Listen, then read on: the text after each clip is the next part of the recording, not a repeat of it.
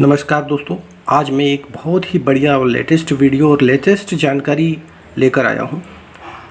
आज major general SP Sinha और अंबर जेदी के बीच एक डिबेट, उसमें बहुत बड़ा खुलासा हुआ है। मेजर ने बताया है कि 700 कन्याएं भारत भेजी गई हैं मोदी जी को रोकने के लिए। अब आप खुद सोचिए क्या मकसद हो सकता है।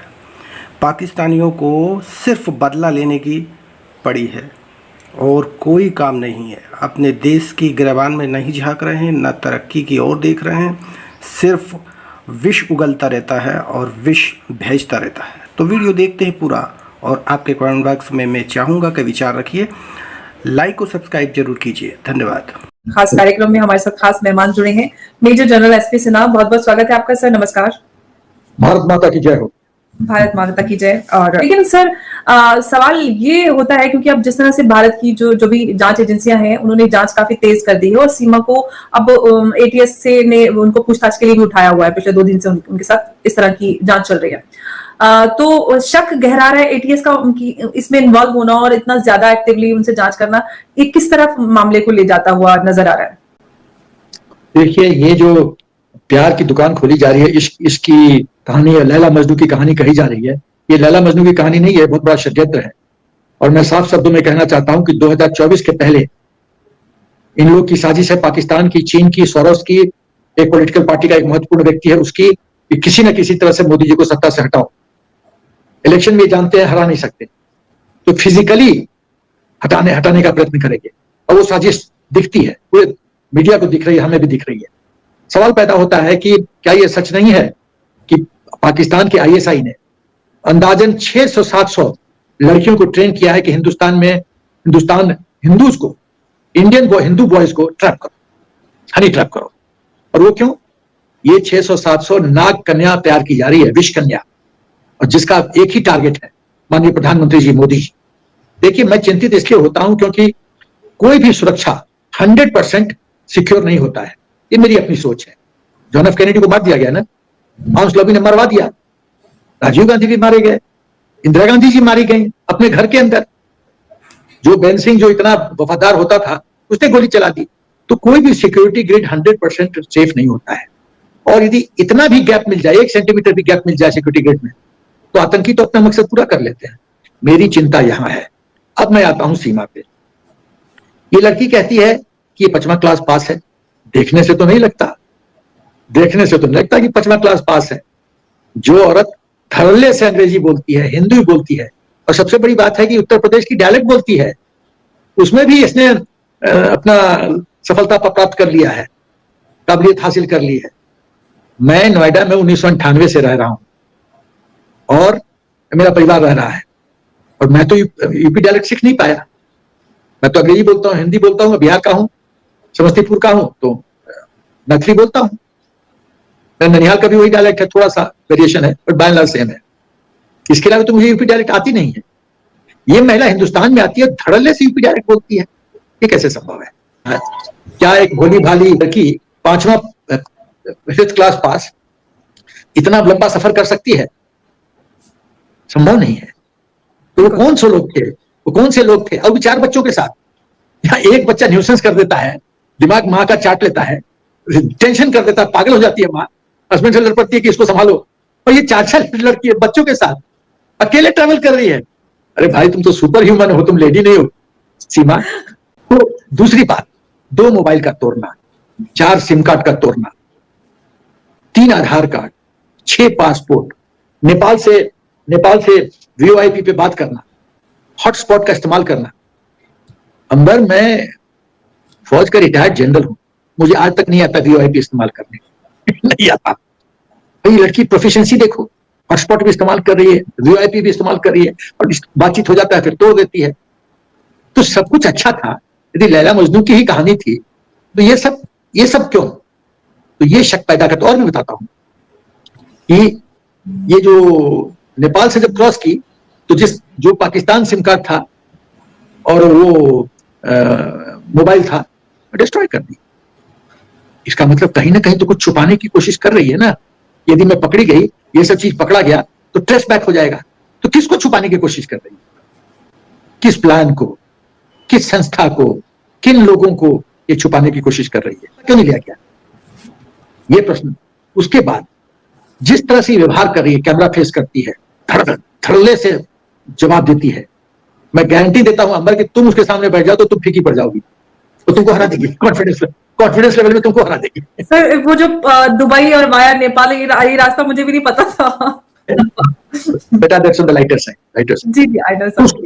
उसका कॉन्फिडेंस लेके लगता है कि कोई ना कोई तो व्यक्ति इसको ट्रेन किया है। पाकिस्तान की एक आईएसआई की यूनिट है, उसका नाम है 412 नंबर, 412 ये सिंध में लोकेटेड है। इसका हेड कैप्टन या मेजर होता है पाकिस्तान आर्मी का, और जिसको टास्क दिया गया है, देखो सिंध में जो लड़कियां हैं जनरली बहुत सुंदर होती है, जनरली। इसी तो देखो कहा सचिन गंगूतेली, कहा वो जो है सीमा इतनी सुंदर, वो गंगूतेली लगता है सामने उसके। तो इसका ये 412 यूनिट का एम है कि वहां के कुछ सुंदर लड़की जो राष्ट्र हित में, राष्ट्र को कि हम नेशनल सर्विस कर रहे हैं, 72 हुए, मतलब व्हाटएवर नॉनसेंस, उनको जो चूरन दिया जाता है, वो तैयार हो जाती हैं स्पाई बनने के लिए। फिर वहां सिंध में स्टूडियो बनाया हुआ है, जिसमें बैकग्राउंड में हनुमान जी का फोटो, लक्ष्मी जी का फोटो, ये सब है। तो ऐसा स्टूडियो क्रिएट किया गया है कि लगता है तो पूरा सनातनी बैकग्राउंड है। और डीआरडीओ का जो अफसर कैसे पकड़ा गया, वो लड़की बोली हम हिंदू हैं, हमारे साथ अत्याचार हो रहा है, हमको प्यार नहीं मिलता है। एक तो ये ब्रह्मास्त्र जो लेडी चलाती है ना कि हमको प्यार किसी ने नहीं दिया, अब बेवकूफ लोग बोलता मैं तुमसे प्यार करूंगा। अरे यार, तुम ही जन्म दिए हो प्यार देने वाले, और उसके जीवन में पहले कोई नहीं आया था। बेवकूफ लोग, तो ये जो बेवकूफी होती है ना, उसका जो शिकार हो जाते हैं। तो स्टूडियो जो बनाया गया है ना, उसमें पूरा ये लोग का ट्रेनिंग दिया जाता है कि बस लक्ष्मी जी के फोटो के सामने खड़े हो जाओ, रोने लग जाओ, हम पाकिस्तान में तबाह हैं, यहाँ कुछ भी नहीं है, मानवता नहीं है, वगैरह बकवास बकवास बकवास। मैं तुम्हारे बिना नहीं रह सकती, मैं जहर खा लूंगी। फंस जाता आदमी, जहर मत खाओ, मैं तुम्हें प्यार करूंगा, हो गया चक्कर शुरू। 600-700 लड़कियां ट्रेन की गई हैं, बता रहा हूं मैं तुमको। और इनका खाली हुक्म दिया गया है हिंदू, इंडियन मुस्लिम बॉय नहीं, हिंदू बॉय, क्योंकि एक्सेप्टेंस बेटर होगा। जब हिंदू बॉय से होगा अफेयर, एक्सेप्टेंस सोसाइटी करेगा, हो रहा है। अब देखो सचिन के परिवार वाले मिठाई खिला रहे हैं, हाँ, सीमा भाभी बन गई, और पूरे देश में तोहफे, फूल, साड़ियां और सब ले लेके जा रहे हैं, उमड़ गई भीड़। अंबर, मैं तुम्हें बताना चाहता हूँ, गांव वगैरह में जब एक परिवार का दूसरे परिवार के घर में रिश्ता बनता था, तो लोग, हम लोग के गांव में बहुत पहले, अभी तो प्रथा सब खत्म हो गई, हम लोग बार्बर को भेजते थे, हजाम को चेक करने के लिए कि चेक करो कि परिवार कैसा है, कैसा है परिवार। और हजाम तो सब कुछ जानता है, वो तो परिवार के नटबोल्ट तक जानता है, वो बता देता था कि श्रीमान ये चक्कर है। तो हम लोग इतना चौकन्ना रहते थे, दुश्मन देश की लड़की आती है पहली बार तुम्हारे घर, और इतना भगत, हमारे भाग खुल गए। सचिन ने तो इतिहास रच दिया, क्योंकि ये लोग भी आईएसआई एजेंट है। अंबर, सचिन का परिवार भी सुरक्षा के घेरे में, जांच के घेरे में होना चाहिए, क्योंकि जिस तरह से उन्होंने सीमा के आने की खबर नहीं दी, पहले से इन्फॉर्म नहीं किया, तो जांच उनके पर भी बनती है ना। एकदम बनती है जी, एकदम बनती है। राजद्रोह का मामला है अंबर, राजद्रोह का मामला है। आप आईएसआई ने इनको हेवी फंडिंग कर रखा है, खूब माल खिलाया है, और इसीलिए जो नौटंकी देख रही हो, स्वागत, आरती, सीमा भाभी, लड्डू, सचिन ने इतिहास क्रिएट, ये सब बकवास जो है ना, ये सब उसका प्रभाव है, आईएसआई के पैसों का। एक कहावत है हमारे बिहार में, नाच बंदरिया नाच, पैसा देबो 5, पैसा देंगे 5, बंदरिया नाचो। तो पूरा परिवार नाच रहा है, नाच रहा है, नाच रहा है। तुम समझ लो कि यदि 600-700 नाग कन्याएं, विष कन्याएं, मतलब जासूस मोदी जी को टारगेट बनाएगी, तो ये तो चक्रव्यूह से घेरा जा रहा है मोदी जी को। ये तो अभिमन्यु वाली कहानी है। तो बचना मतलब इतना, ये जो आपने विश्लेषण दिया है, इससे मैं आपसे एक सवाल करना चाहती हूँ कि क्या, जैसे कि मतलब ये दूसरा, ये अदर वे अराउंड भी हो सकता है कि जिस तरह से जो आपने अभी ये बात रखी कि ये एक मोदी जी को टारगेट किया जा सकता है क्योंकि सत्ता से हटाने के लिए, ऐसा भी हो सकता है कि किसी विपक्ष के नेता को टारगेट किया जाए और ये दिखाया जाए कि बीजेपी सरकार में सुरक्षा कितनी कमजोर है, और किसी बड़े नेता को टारगेट किया जाए। ऐसी सुगबुगाहट काफी समय से उठ रही है कि विपक्ष के किसी बड़े नेता को टारगेट किया जा सकता है। तो इस तरह की भी साजिश हो सकती है कि उधर से टारगेट किया जाए विपक्ष के किसी बड़े नेता को, और इधर से बीजेपी सरकार को कमजोर किया जाए। एकदम एकदम अंबर, तुम तो बहुत इंटेलिजेंट लड़की हो। तुमको तो आईबी में होना चाहिए। तुम्हारा विश्लेषण बहुत अच्छा है, एक नया दृष्टिकोण दी हो, बहुत बढ़िया, एब्सोल्युटली राइट। ये पॉसिबिलिटी है।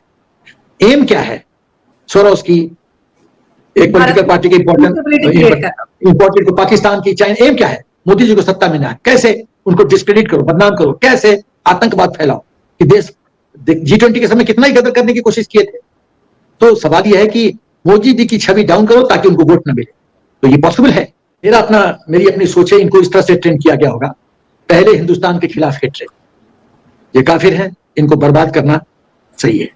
ये तो कैसे बर्बाद किया? हाँ, एक बार तो वो ब्रेन वॉश कर दिया, जहर डाल दिया मन में, तो टोटल रोबोट हो गया। अब जो हुक्म देगा मास्टर वही करेगा। हुक्म क्या होगा? तुम हनी ट्रैप करो, उनको फंसाओ, पीयूबीजी का इस्तेमाल करो, मोबाइल का इस्तेमाल करो, पैसे की चिंता मत करो। एक आम आदमी 2 पासपोर्ट कैसे बनवा सकता है, वो भी 5वीं पास? अमर, ये सही प्रश्न है, 5वीं पास। इसका मतलब है कोई ना कोई डेंजरस ऑर्गेनाइजेशन है जो इस डॉक्यूमेंटेशन में उसको मदद कर रहा है। तुम कैसे दुश्मन देश के एजेंट्स के साथ में आ सकते हो? कैसे मणिशंकर अय्यर पाकिस्तान के जाके कह सकता है कि मोदी जी को हटाने में मदद करो, और उसका कुछ नहीं होता, कुछ नहीं होता। देश ऐसे चलेगा।